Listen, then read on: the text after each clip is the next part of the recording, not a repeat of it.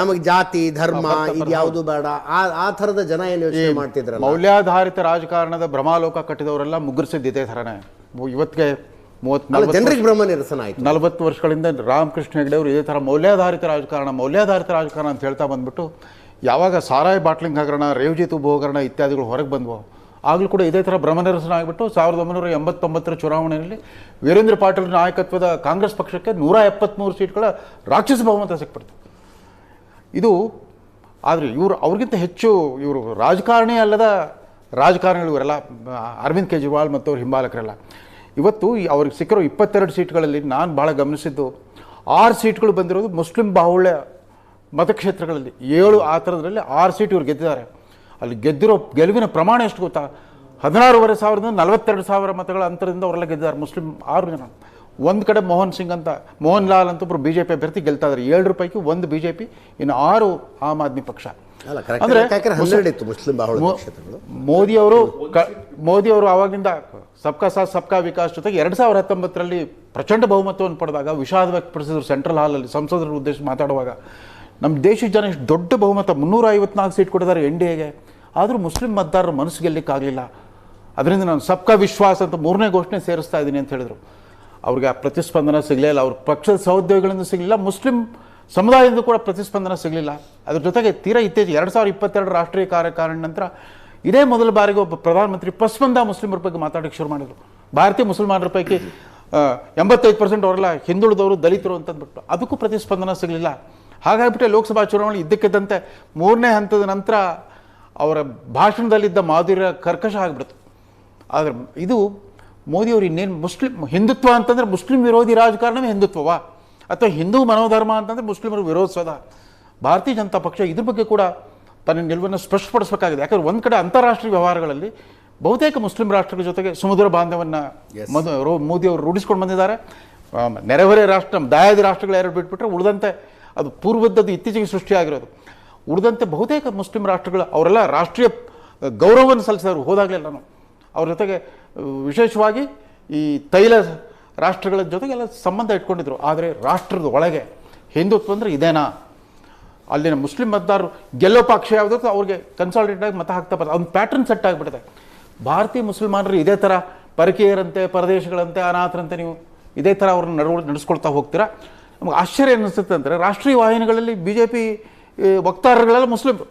ಒಬ್ರು ಹೆಣ್ಮಕ್ಳಿದ್ದಾರೆ, ಮತ್ತೊಬ್ರು ಇದ್ದಾರೆ, 3-4 ಜನ ಭಾಳ ಬುದ್ಧಿವಂತರಿದ್ದಾರೆ. ಆದರೆ ಇವತ್ತಿನ ಮೇನ್ ಸಬ್ಜೆಕ್ಟ್ ಅಲ್ಲ, ಒಂದೇ ಒಂದು ಸೀಟ್ ಕೂಡ ಕೊಡಲ್ಲ. ಅಂದ್ರೆ ಈ ಚುನಾವಣೆಯಲ್ಲಿ 22ರಲ್ಲಿ 6 ಸೀಟ್ ಅವ್ರಿಗೆ ಬಂತು ಅಂತಂದ್ರೆ ಕಾಂಗ್ರೆಸ್ನ ಸಮಸ್ತ ವೋಟ್ ಬ್ಯಾಂಕ್ ಆ ಕಡೆ ಶಿಫ್ಟ್ ಆಗಿಬಿಟ್ಟಿದೆ. ಅನ್ಡೌಟೆಡ್ಲಿ. ಆಮೇಲೆ ಭವಿಷ್ಯ ಏನನ್ಸುತ್ತೆ ನಿಮಗೆ ಆಮ್ ಆದ್ಮಿ ಪಕ್ಷದ ಭವಿಷ್ಯ? ಇಲ್ಲ, ಅಷ್ಟು ಅವ್ರ ಒಂದು ಸೋಲಿನಿಂದ ಸುಲಭವಾಗಿ ಅವ್ರನ್ನ ಅಳಿಸಾಕ್ಲಿಕ್ಕೆ. ಯಾಕಂದ್ರೆ ಅವರು ಹೋರಾಟದ ಹಾದಿಯಲ್ಲಿ ಅಧಿಕಾರ ರಾಜಕಾರಣಕ್ಕೆ ಬಂದರು. ನಾವು ಏನು JP ಚಳವಳಿ ಆದಮೇಲೆ ನಾವೆಲ್ಲ ಸಿನಿಕರಾಗಿಬಿಡ್ತಾ ಇದ್ವಿ. ಹೋರಾಟದ ರಾಜಕಾರಣವೇ ಬೇರೆ, ಅಧಿಕಾರ ರಾಜಕಾರಣವೇ ಬೇರೆ ಅಂತ. Politics of power and politics of protest ಅಂತ. ಪ್ರೊಟೆಸ್ಟ್ ಪಾಲಿಟಿಕ್ಸ್ ಬೇರೆ, ಹೋರಾಟದ ರಾಜಕಾರಣದ ಬರವಣಿಗೆ ಬೇರೆ, ಅಧಿಕಾರ ರಾಜಕಾರಣದ ವರ್ಷಗಳೇ ಬೇರೆ ಅನ್ನೋಂಗಾಗಿತ್ತು. ಅಟ್ಲೀಸ್ಟ್ ಅದನ್ನು ಆ ಕಂದರವನ್ನು ಬೆಸೆಯೋ ಪ್ರಯತ್ನ ಆಗಿ ಇದು ಉದ್ಭವಿಸುತ್ತಿದ್ದು ಆಮ್ ಆದ್ಮಿ ಪಕ್ಷ. ಹೀಗಾಗಿಬಿಟ್ಟು ಅವ್ರು ಖಂಡಿತವಾಗಿ ಅವರೆಲ್ಲ ಅನೇಕ ಜನ ವಿದ್ಯಾವಂತರು, ಬುದ್ಧಿವಂತರು, ಸುಶಿಕ್ಷಿತರು ಎಲ್ಲ ಇದ್ದಾರೆ. ಈ ಮುಂದಿನ 1 ವರ್ಷ ಕಾಲ ತಮ್ಮ ರಾಷ್ಟ್ರೀಯ ಮಹತ್ವಾಕಾಂಕ್ಷೆ ಇತ್ಯಾದಿಗಳನ್ನೆಲ್ಲ ಬಿಟ್ಟು ಆತ್ಮಾವಲೋಕನ ಮಾಡೋದಾದರೆ ತಾನು ಮಾಡಿದ ಎಡವಟ್ಟುಗಳ ಬಗ್ಗೆ, ತಪ್ಪಿಸ್ಬೋದಾಗಿದ್ದ ಪ್ರಮಾದಗಳ ಬಗ್ಗೆ ಅವರು ಆತ್ಮಾವಲೋಕನ ಮಾಡ್ಕೊಂಡು ತಿದ್ದುಕೊಂಡ್ರೆ ಆಮ್ ಆದ್ಮಿ ಪಕ್ಷ ಅಂಥ ಒಂದು ಈ ಹೋರಾಟದ ರಾಜಕಾರಣದ ಒಂದು ಪರ್ಯಾಯ ಶಕ್ತಿ ಇರಲೇಬೇಕು. ಜನಸಾಮಾನ್ಯರ ರಾಜಕಾರಣ ಅನ್ನೋದು ಅದು ಉಳಿಲೇಬೇಕು. ಈ ಪ್ರಯೋಗ ವಿಫಲವಾಯ್ತಲ್ಲ ಅನ್ನೋ ವಿಷಾದ ನಮಗೆ. ಅವ್ರು ಸೋತರು ಅನ್ನೋದಕ್ಕಿಂತ ಹೆಚ್ಚಾಗಿ ಅಯ್ಯೋ ಒಂದು ಹೊಸ ಪ್ರಯೋಗ ಗೆದ್ದಿತ್ತಲ್ಲ, 21ನೇ ಶತಮಾನದ ಒಂದು ಹೊಸ ತಲೆಮಾನ ರಾಜಕಾರಣ ಗೆದ್ದಿತ್ತಲ್ಲ ಅಂತಂದ್ಬಿಟ್ಟು. ಅವರು ಪ್ರಶಾಂತ್ ಭೂಷಣ್ ಮತ್ತು ಯೋಗೇಂದ್ರ ಯಾದವ್ ಯಾವಾಗ ಅವರು ಸರ್ವಾಧಿಕಾರಿ ಧೋರಣೆ ಬಗ್ಗೆ ಮಾತಾಡೋದು ಅವ್ರನ್ನ ಉಚ್ಚಾಟನೆ ಮಾಡಿಬಿಟ್ರು. ಕಪಿಲ್ ಶರ್ಮಾ ಅವರು ಭ್ರಷ್ಟಾಚಾರದ ಬಗ್ಗೆ ಮಾತಾಡೋಕ್ಕೆ ಅವ್ರನ್ನ ಉಚ್ಚಾಟನೆ ಮಾಡಿಬಿಟ್ರು. ಸ್ವಾತಿ ಮನಿವಾಳ್ ದಿಲ್ಲಿ ಮಹಿಳಾ ಆಯೋಗದ ಅಧ್ಯಕ್ಷ ಆಗಿಬಿಟ್ಟು ಅದ್ಭುತವಾದ ಕೆಲಸ ಮಾಡಿದ್ರು. ಆಕೆ ಸುಮಾರು 30,000 ಪ್ರಕರಣಗಳಲ್ಲಿ ಆಕೆ ಇತ್ಯರ್ಥ ಮಾಡಿದ್ರು. ಆಕೆಗೆ ಮುಖ್ಯಮಂತ್ರಿ ಅಧಿಕೃತ ನಿವಾಸದಲ್ಲಿ ಅವರು ಬಲಗೈ ಬಂಟಾಗಿದ್ದು ಹೊಡೆದ, ದೈಹಿಕ ಹಲ್ಲೆ ಮಾಡ್ದ ಅನ್ನೋ ಪ್ರಕರಣ ಅದು ಇನ್ನೇನು ಚುನಾವಣೆ ಹತ್ತಿರವಾದಾಗ ನಡೆದಿತ್ತು. ಆಕೆನ ಮೂಲಗುಂಪು ಮಾಡಿ ಹಾಕ್ಬಿಟ್ರು. ಅದು ಒಳ್ಳೆ ಇವತ್ತು ನೋಡಿ ಆಕೆ ಪ್ರತಿಕ್ರಿಯೆ ಕೊಟ್ಟಿದ್ದಾಳೆ. ದ್ರೌಪದಿ ವಸ್ತ್ರಾಭರಣದ ಚಿತ್ರ ಹಾಕಿಬಿಟ್ಟು ಎಕ್ಸ್ನಲ್ಲಿ ಆಕೆ ಪ್ರತಿಕ್ರಿಯೆ ಕೊಟ್ಟಿದ್ದಾಳೆ. ಯಾವ ರೀತಿ ಅವರು ಈ ಪಕ್ಷದ ಸ್ಥಾಪನೆಯಲ್ಲಿ ಅವರೆಲ್ಲ ಬಹಳ ಮುಖ್ಯ ಪಾತ್ರ ವಹಿಸಿದಂಥ ಯುವಕರು, ಅವರೆಲ್ಲ ಹೊಸ ತಲೆಮಾರಿನ ಯುವಕರು. ತಮ್ಮ ಸಮೃದ್ಧವಾದ ನೌಕರಿಗಳನ್ನು ಬಿಟ್ಬಿಟ್ಟು ಈ ಆಂದೋಲನ ಜೊತೆಗೆ ಸೇರಿಕೊಂಡಿದ್ರು. Politics of protest and politics of power ಇದನ್ನು ಇಂಟಿಗ್ರೇಟ್ ಮಾಡೋದ್ರಲ್ಲಿ ಬಹುಪಾಲು ಯಶಸ್ವಿಯಾಗಿದ್ದ ಅರವಿಂದ್ ಕೇಜ್ರಿವಾಲ್ ಬರ್ತಾ ಬರ್ತಾ ಬರ್ತಾ ತಮ್ಮ ಆತ್ಮರತೆಯಿಂದಾಗಿ, ಅತಿಯಾದ ಆತ್ಮವಿಶ್ವಾಸದಿಂದಾಗಿ ಮುಗ್ಗರಿಸುವಾಗಿದೆ. ಸತೀಶ್ ಕುಮಾರ್ ಅವರ ಸತ್ಯ ಅಲ್ವಾ? ಇಟ್ಸ್ ಅ ಪೊಲಿಟಿಕಲ್ ಭ್ರಷ್ಟಾಚಾರ ವಿರೋಧಿ ಹೋರಾಟ ಅನ್ನುವ ಆಂದೋಲನದಿಂದ ಹುಟ್ಕೊಂಡಂಥ ಪಕ್ಷ ಇದು. ಅರವಿಂದ್ ಕೇಜ್ರಿವಾಲ್ ಅವರು ಅವ್ರಿಗೇನು ಹಿಂದೆ ಮುಂದೆ ಇರಲಿಲ್ಲ. ಯಾರು ಕಂಡವ್ರನ್ನ ಅವರು ಭ್ರಷ್ಟರು ಇವರು ಭ್ರಷ್ಟರು ಅಂತ ಹೇಳ್ಕೊಂಡು ಓಡಾಡ್ತಿದ್ರು. ಯಾರ್ಯಾರನ್ನ ಭ್ರಷ್ಟರು ಅಂದರು ಅವರದೇ ಜೊತೆಗೆ ವೇದಿಕೆಯ ಮೇಲೆ ಕೈ ಹಿಡ್ಕೊಂಡು ನಿಂತರು. ಇದು ಹಿಂಗೆ ಯಾಕ್ರಿ ಅಂದರೆ ಇಲ್ಲ ಸರ್ವಾಧಿಕಾರದ ವಿರುದ್ಧ ಹೋರಾಡಬೇಕು ಈಗ ಅಂದರು.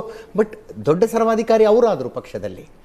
ಅಲ್ಲ, ಪಕ್ಷದಲ್ಲಿ ಆಂತರಿಕವಾಗಿ ಇವಾಗ ನೋಡಿ, ಒಂದು ಆಂದೋಲನದ ಮುಖಾಂತರ ಬಂದಿರತಕ್ಕಂಥ ಪಕ್ಷ ಕಂಟ್ರೋಲಿಗೆ ತಗೋಬೇಕಾದ್ರೆ ಕೆಲವೊಂದು ಹೇಳಲಿಕ್ಕಾಗಲ್ಲ, ಒಪ್ಕೊಳ್ಳೇಬೇಕಾಗ್ತದೆ. ಇಂಥ ಸಂದರ್ಭದಲ್ಲಿ ಆ ರೀತಿಯ ಒಂದು ದೃಢ ಗಟ್ಟಿ ನಿರ್ಧಾರಗಳನ್ನ ಮಾಡಬೇಕಾಗ್ತದೆ. ಆ ದೃಢ ಮತ್ತು ಗಟ್ಟಿ ನಿರ್ಧಾರಗಳು ಕೆಲವು ನಾಯಕರಿಗೆ ಹಿನ್ನಡೆ ಅಥವಾ ಇರುಸುಮುರುಸಾಗಿ ಅವರು ಒಂದು ತಾತ್ಕಾಲಿಕವಾಗಿ ಇದು ಬಿಟ್ಟಿದ್ದಾರೆ. ಯಾರು ಅಂತ ನೀವು ಸರ್ವಾಧಿಕಾರದ ವಿರುದ್ಧ ಹೋರಾಟ ಅಲ್ಲಲ್ಲ, ಹಂಗಂತಲ್ಲ. ಇವಾಗ ಇಂಟರ್ನಲ್ ನೋಡಿ, ಪಾರ್ಟಿಯಲ್ಲಿ ಇವತ್ತು ನೋಡಿ ಮೋದಿ ಮೋದಿ ಅಂತಾನೆ ಹೇಳ್ತಾರಪ್ಪ, ಯಾರು ಬೇರೆ ಏನು ಮಾತಾಡಲ್ಲ. ಈಗ BJP ಪಾರ್ಟಿಯಲ್ಲಿ ನೀವು ಒಂದು ಶಿಸ್ತು ಅಂತ ನೋಡಿದಾಗ ನೀವು ಹೇಗೆ ಮೋದಿ ಅವ್ರಿಗೆ ಮಹತ್ವ ಕೊಡ್ತೀವಿ, ಒಂದು ಲೀಡರ್ಶಿಪ್ ಅನ್ನೋದನ್ನು ನಾವು ರೆಸ್ಪೆಕ್ಟ್ ಮಾಡಬೇಕು. ಈಗ ಮೋದಿ ಅವರು ಹೇಳಿದ್ರು ಅಂದ್ರೆ ಇವ್ರು ಯಾರು ಫಾಲೋ ಮಾಡ್ದಂಗೆ ಇರ್ತಾರ? ಅದೇ ಅಲ್ರಿ, ಆ ಮೋದಿ ನೀವು ಸರ್ವಾಧಿಕಾರಿ ಅಂತೀರ್ರಿ. ಅಲ್ಲ ಸರ್ವಾಧಿಕಾರಿ ಅಂತ ಹೆಂಗೆ ಹೇಳ್ತೀರಿ ಮತ್ತೆ? ಅಲ್ಲ, ಅದಲ್ಲ. ಒಂದು ಪಾರ್ಟಿಯಲ್ಲಿ ಒಂದು ರಾಷ್ಟ್ರೀಯ ಅಧ್ಯಕ್ಷ ಅಂತ ಬಂದಾಗ ಅವರದೇ ಆದ ಒಂದು ನೀತಿ ನಿಯಮಗಳು ಅನ್ನೋದು ಇರ್ತದೆ. ಅದನ್ನು ಕಾರ್ಯಕರ್ತರು ಮತ್ತು ಎರಡನೇ ಸೆಕೆಂಡ್ ಸ್ಟೇಜ್ ಲೀಡರ್ಸ್ಗಳು ಇನ್ನೊಬ್ಬರು ಅದನ್ನು ಬೆಲೆ ಕೊಡಬೇಕಾಗ್ತದೆ. ಸೊ ಆ ಒಂದು ಇದು ಮತ್ತೆ ಮುಖ್ಯವಾಗಿ ನಾನು ಕೆಲವು ಭಾಗಶಃ ಆ ಪಾಯಿಂಟ್ಗಳನ್ನ ನಾನು ರವೀಂದ್ರ ಸರ್ ಹೇಳಿದ ಪಾಯಿಂಟ್ಗಳನ್ನ ನಾನು ಒಪ್ಕೋತೀನಿ. ಆದರೂ ಕೆಲವು ನಡವಳಿಕೆಗಳಿಂದ ಇದಿರ್ಬೋದು. ಆದರೆ ಭ್ರಷ್ಟಾಚಾರದ ವಿರುದ್ಧ ಹೋರಾಟ ಮಾಡಿ ಬಂದು ನಾವೇನು ಇವತ್ತು ಭ್ರಷ್ಟಾಚಾರ ಮಾಡಿದೀವಿ ಅಂತ ಹೇಗೆ ಹೇಳ್ತಿದ್ದೀರಾ? ಇದು ಒಂದು ಆಪಾದನೆ ಅಷ್ಟೇ ನಮ್ಮ ಮೇಲೆ ಬಂದಿರೋದು, ತಾತ್ಕಾಲಿಕ ಆಪಾದನೆ ಅಲ್ವಾ? ಆಗಿಲ್ದೆ ಹೋದ್ರೆ ಸುಪ್ರೀಂ ಕೋರ್ಟ್ ಯಾವ ರಾಜಕಾರಣಿ ಮೇಲಿನ ಆರೋಪ ಸಾಬೀತಾಗಿದೆ. ಅಲ್ಲ ನಾವು ನೆನ್ನೆಯಿಂದನೂ ನಮ್ಮ ವೀಕ್ಷಕರು ಬಹುಶಃ ನೆನ್ನೆಯಿಂದ ನೋಡ್ತಿದ್ರು ಬೇಜಾರಾಗ್ಬಿಡುತ್ತೆ, ಎಷ್ಟು ಸಲ ಕೇಳ್ತಾರಪ್ಪ ಅಂತ. ನೀವು ಕೇಳಿರ್ಲಿಕ್ಕಿಲ್ಲ ಅನ್ನೋ ಕಾರಣಕ್ಕೆ ಕೇಳ್ತಾ ಇದ್ದೀವಿ. ಕಾನ್ಸ್ಟಿಟ್ಯೂಷನಲ್ ಕ್ಲಬ್ಗೆ ಏಕಾಏಕಿ ಅರವಿಂದ್ ಕೇಜ್ರಿವಾಲ್ ಅವರು ಬಂದು ಕೂತ್ಕೊಂಡು ಸೋನಿಯಾ ಗಾಂಧಿ ಭ್ರಷ್ಟ ರಾಜಕಾರಣಿ, ಶರದ್ ಪವಾರ್ ಭ್ರಷ್ಟ ರಾಜಕಾರಣಿ, ಎಸ್.ಎಂ. ಕೃಷ್ಣ ಭ್ರಷ್ಟ ರಾಜಕಾರಣಿ, ಎಲ್ಲರ ಹೆಸರುಗಳನ್ನು ಹೇಳಿದ್ರು. ಯಾರ ಮೇಲೆ ಏನು ಆರೋಪ ಇತ್ತು, ಯಾರ ಮೇಲೆ ಏನು ಕೇಸ್ ಆಗಿತ್ತು? ಕಂಡುಕೊಂಡವ್ರಿಗೆ ನಿಮ್ಮವ್ರ ಮೇಲೆ ಆರೋಪ ಬಂದಾಗ ಯಾವ ಆರೋಪ ಸಾಬೀತಾಗಿದೆ ಅಂದ್ರೆ ಆ ತರ ಹೇಳಿರೋದು ಎಲ್ಲೂ ಇಲ್ವಾ? ಇಲ್ಲ ಸರ್. ಕಾನ್ಸ್ಟಿಟ್ಯೂಷನಲ್ ಕ್ಲಬ್ ನಲ್ಲಿ ಇಲ್ಲ, ನೀವು ಸೃಷ್ಟಿ ಮಾಡ್ಕೊಂಡಿದ್ದೀರಾ. ಅದು ಹೇಳಿ, ನೀವು ಅದು ಫೋಟೋ ಇದ್ರೆ ಹಾಕಿ ತೋರಿಸಿ. ನೋಡಿ, ಕೆಲವು ವಿಚಾರಗಳನ್ನ ನಾನು ಒಪ್ಪಬೇಕು. ಯೂಟ್ಯೂಬ್ ಸರ್ಚ್ ಮಾಡಿ ತೋರಿಸಿ, ನನ್ಗೇನು ಇದಿಲ್ಲ. ಆದ್ರೆ ಭ್ರಷ್ಟಾಚಾರ ಹಂಗಂದ್ರೆ ಭ್ರಷ್ಟಾಚಾರದ್ದು ಆಪಾದನೆ ಹೊರಿಸಿ ಬಿಜೆಪಿಗೆ ಸೇರಿಸ್ಕೊಂಡು ಬಿಟ್ರೆ ಅದು ಒಳ್ಳೇದಾ ಸರ್? ಅವ್ರು ಅಂತವ್ರು ಸರ್, ನೀವೇನು ಹೇಳಿ. ಇದೆ. ಆದ್ರೆ ನಾವು 20 ಡಿಬೇಟ್ ಮಾಡಿದ್ದೀವಿ. ಇಡಿ, ಐಟಿ, ಸಿಬಿಐಗಳನ್ನು ಬಳಸ್ಕೊಂಡು ಏನೇನ್ ಮಾಡ್ತಾ ಇದ್ದಾರೆ. ವಿರೋಧ ಪಕ್ಷದಲ್ಲಿದ್ದಾಗ ಭ್ರಷ್ಟರಾಗಿರ್ತಾರೆ, ನಿಮ್ ಪಕ್ಷಕ್ಕೆ ಬಂದ ತಕ್ಷಣ ಕ್ಲೀನ್ ಆಗ್ಬಿಡ್ತಾರ. 20 ಸಲ ಡಿಬೇಟ್ ಮಾಡಿ ಪ್ರಶ್ನೆ ಕೇಳಿದೀವಿ.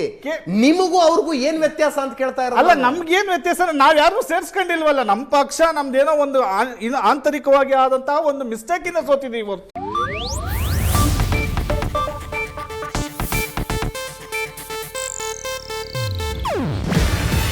ಇದು ಏಷ್ಯಾನೆಟ್ ನ್ಯೂಸ್ ನೆಟ್ವರ್ಕ್ ಪ್ರಸ್ತುತಿ.